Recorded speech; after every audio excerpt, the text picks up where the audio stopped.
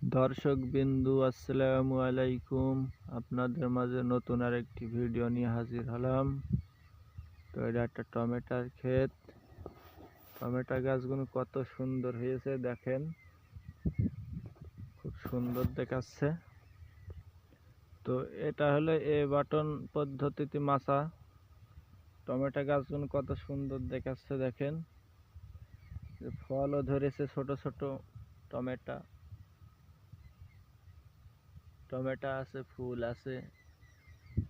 মাছাগুলো আপনারা দেখেন, এত সুন্দর মাছা। আর টমেটো গাছ কোনো এত সুন্দর মাছা বেয়ে উঠেছে, একদম বিদেশি বিদেশি লাগছে। কারণ মনে হচ্ছে না যে এটা আমাদের বাংলাদেশে হয়েছে। এবারে বিদেশি পদ্ধতিতে চাষ, মানসিং ফিল্ম দিয়ে চাষ করেছে একজন নতুন মানসিং। তো গাছের গ্রোথ এত সুন্দর হওয়ার কারণ এই যে মানসিং পেপার। এই পেপারের গুণাগুণ খুব ভালো, যার কারণে এত সুন্দর গাছ হয়েছে। আপনারা দেখেন এত সুন্দর লাগছে, একেবারে সোজা। আর মাছাগুলো খুবই টাইট, যার কারণে একটু এলোমেলো হয়নি। আর ভুঁইটি সেচ দিয়েছে নরম, যার কারণে ভিতরে ঢুকে আপনাদের দেখাতে পাচ্ছি না। পরবর্তী ভিডিও আপনাদের সুন্দরভাবে ভিডিও করে দেখানোর চেষ্টা করব।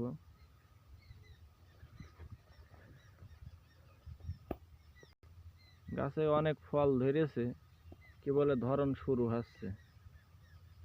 এই যে ফুল গাছে, বেশিরভাগই ফুল। কয়েকটা গাছে টমেটো এসেছে। তো এই জাত সম্বন্ধে আমার জানা নেই, পরবর্তী ভিডিওয় আপনাদের জাত সম্বন্ধেও বলবো। কৃষকের কাছ থেকে জেনে নিয়ে আপনাদের জাত সম্বন্ধে বলবো। জানা না থাকার কারণে আপনাদের বলতে পারছি না। সত্যিই লাগছে একরকম, এত সুন্দরভাবে টমেটো গাছগুলো বেড়ে উঠেছে এই মালচিং পেপারে। তো মালচিং পেপারের সুবিধাটা আপনারা এবার বুঝতে পারবেন। এই দেখেন, এই সাইডে মালচিং বাদে লাগানো। এই দেখেন কবেড হলো মালচিং পেপার বাদে লাগানো। তো গাছের গ্রোথ খুব একটা ভালো নাই, আপনারা দেখতেই পাচ্ছেন। মালচিং পেপারে না লাগালে কি পরিমাণ সুবিধা পাওয়া যায়। আশা করি আপনারা বুঝতে পেরেছেন যে মালচিং পেপারের সুবিধাটা। তো আপনারা চেষ্টা করবেন এই ধরনের ফসলগুলো মালচিং পেপার দিয়ে লাগানোর চেষ্টা করবেন, তাহলে ফলাফল খুবই ভালো পাবেন। তো ভিডিওটা এই পর্যন্তই। আপনারা সবাই ভালো থাকবেন আশা করি। আল্লাহ হাফেজ।